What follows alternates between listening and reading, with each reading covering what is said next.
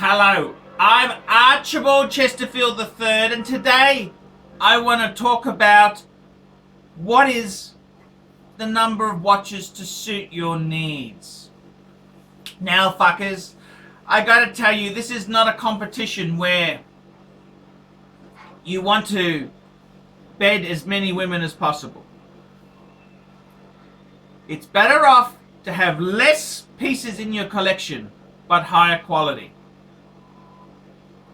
Nothing says dog shit like having a tag, a Graham, a Ball, Steinhardt, crap like that in your collection. It's just bullshit. Brumont, you'd have to be insane to pay retail prices for this sort of mediocre dog shit. How many watches does a man really need in his collection? Someone answered that by saying one less than the wife can't stand. However, where quality over quantity, I think for the most part, if you buy smart pieces, you don't need a lot. Now, fuckers, a perfect watch to just do all sorts of shit in your life is something like my Explorer 2. This is a really useful piece. It gives me a second time zone. It's a rugged, reliable piece. It's waterproof. I can go swimming with it. It's a great piece I can wear to work for a long period of time. That's a really cool piece to have. We specialize here in pre-owned Rolex watches. Rolex watch is a very special timepiece, and we always do the servicing exactly as factory specifications. We buy a pre-owned piece and we put it into brand new condition. We have Rolex certified technicians working on that. We completely disassemble the piece. We adjust and polish and change every single part of the watch. You have to have certified watchmakers that know what they're doing. If you have an expensive car, you're just not going to bring it to any mechanic that doesn't know what they're doing. You spend $5,000, it's like if you put money in the safe deposit box.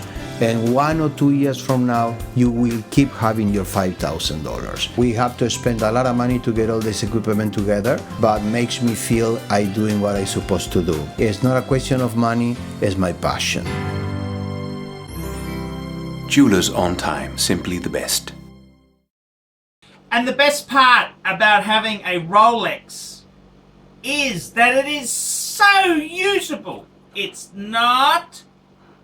using great steel. It uses that 701L, which is a tough fucker. It's waterproof. I could go swimming in that watch there. It's got in my case, the Explorer's got 2 time zones. But the Submariner's got a cool timing mechanism on it. That sort of watch is a decent watch which could last you many, many years. What would I complement it with? Well, you know, I tell you now, fuckers, it depends what your lifestyle is like. But I would tend to say you've got something like a Rolex sports watch. I'd want to complement it with something a little bit more interesting than a fucking Omega sports watch. I think myself, the ultimate would be something cool like a Reverso. Very cool piece. Still, we're keeping it in steel so that the price is reasonable. You can get the Reverso grand size pieces, what, $6,000-$7,000? You know, still quite reasonable. We're not going into drug dealer territory. And you think about it, if you've got a Jaeger LeCoultre it's a wonderful piece to go with your Explorer or Sports Rolex. It's a cool piece. Two very different. You've got one which is, you know, it's on a leather strap. It's sophisticated, it's refined. And you got another which is a great sports watch. So those are two really cool pieces. And for most people, that's probably all you need. That's probably because you've got a dress and a doing shit sort of watch. Now, if you're really into horology, you can get something interesting and individual. In my case, I've gone for a Breguet. Okay, so the Breguet itself on the used market, fantastic value for money, great bang per buck. Have a look at that coin edging, just the whole way this is done. This is a piece which is up there with the Holy Trinity members. And before any of you dumb fuckers say, oh, it's a Lemania, all the really expensive Patek Philippe's at auction are Lemania based. These are great bang per buck. You can buy these on the used market for a fraction of what they are new. Okay, you may need to do a factory service. Yes, I understand. But they're a cool piece to have. Now, fuckers, if you've got three nice watches, there's only one more piece you really need. And that is the fuck off gold watch. Every person needs a gold piece in their collection. Now, fuckers, I know gold is hideously expensive. I understand. I know the qualms of being lower middle class. Now, fuckers, if gold is too expensive, you can always go for two-tone. But something in solid gold, it just sets you apart from the hoi polloi. It just sets you apart. It makes everyone know that you're a serious fucker. You are really a serious fucker. And I can't think of anything nicer than having a really nice solid gold piece. Now, you might say, Archibald, why did you go for a gold sub instead of a gold day-date?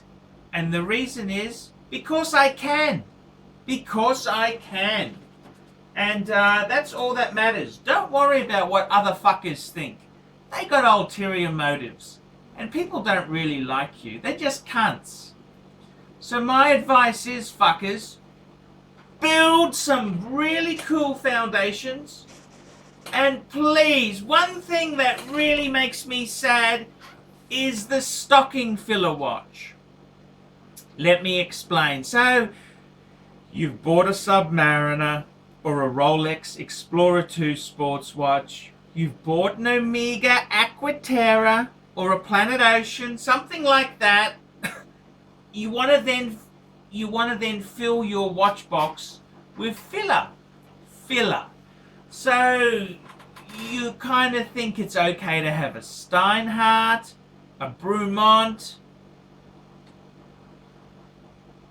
No, fuckers. Don't get the urge to get stuffing filler, stocking filler, seafood extender. That is the biggest mistake you can get. I respect someone with two simple, beautiful watches than some fool with half a dozen stocking filler type pieces. And at the end of the day, you don't need to impress anyone as long as it pleases you and you are happy. I'm Archibald Chesterfield III. Tell me what you fuckers think of that. Nice one, Archie. Great vid.